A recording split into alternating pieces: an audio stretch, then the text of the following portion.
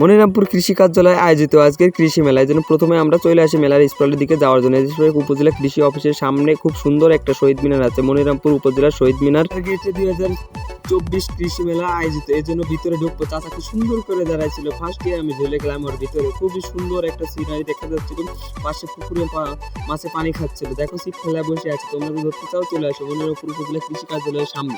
পুকুরের মাছগুলো দেখা যাচ্ছিল। এবার পাশে আবার বাড়ির আঙ্গিনায় সবজি ক্ষেত গুলো শুকায় গেছে। পরে আমি আবার মাছের দিকে তাকাচ্ছিলাম, মাছগুলোই ভালো পছন্দ ছিল। সবচেয়ে মেলার মধ্যে মাছগুলো আকর্ষণীয় ছিল। এই পাশে আবার গরু ভুঁইতে পাকাচ্ছে, এবার মনে হয় যে সর্ষের দানা বোনা হবে। একটি বাড়ি একটি খামার প্রকল্পের জন্য এটাই খুবই সুন্দর এবং একটি বাড়ি একটি খামার, আমরা সবাই মিলে চেষ্টা করবো একটি বাড়ি একটি খামার প্রকল্প গড়ে তোলার জন্য।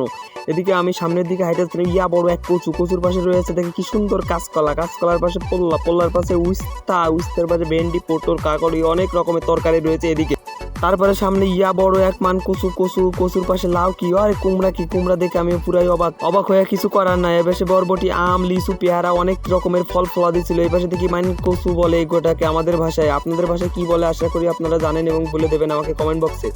বলার পরে আমি ভাবলাম আমি ক্যামেরার সামনে আসবো। ক্যামেরার সামনে এসে প্রথমে ওল গাছের তারপরে এদিকে বড় খেজুরের এক খাদিতে আমি হাত দিয়ে উঁচু করে দেখাচ্ছিলাম। খেজুরগুলো এখনো পাকেনি, কিন্তু আশা করি পেকে যাবে। আমি পরের খেজুরের ভিডিও দেবো।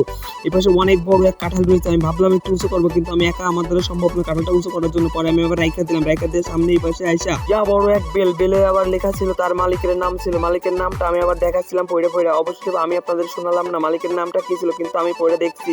এপাশে আবার লেবুটা 4টা এক থলে লেবু বেঁধে রাখছে, খুবই সুন্দর দেখা যাচ্ছিল লেবুগুলো। আমি এবার রাইখা দেওয়া সামনে হাইটে এসে দেখি তাল, বড় বড় তাল। এটা আমি আগে খেয়াল করিনি, এর জন্য প্রথমে দেখতে পাইনি। পরে আবার এদিকে আবার কচুর গায়ে হাত দিলাম, ডাঁটাওয়ালা কচু। পরে আধুনিক পদ্ধতিতে বেগুন গাছের চারা রোপণ। এই পাশে আবার মরিচের চারা, আধুনিক পদ্ধতিতে চারা উৎপাদন। এই পাশে আবার আমার এক বন্ধুর সাথে দেখা হয়েছে, সে অনেক খুশি হাসতে ফসলের মাঠ দেখাচ্ছিলাম। ফসলের মাঠ দেখানোর পরে আমি পুরো মেলাটা ঘুরে ক্যামেরার দিকে মেলার পুরো স্টলগুলো আমি দেখাচ্ছিলাম, খুবই সুন্দর লাগছিল। পরে আমি ফাইনালি ভালো বেশি মেলা থেকে বের হয়ে আসলাম।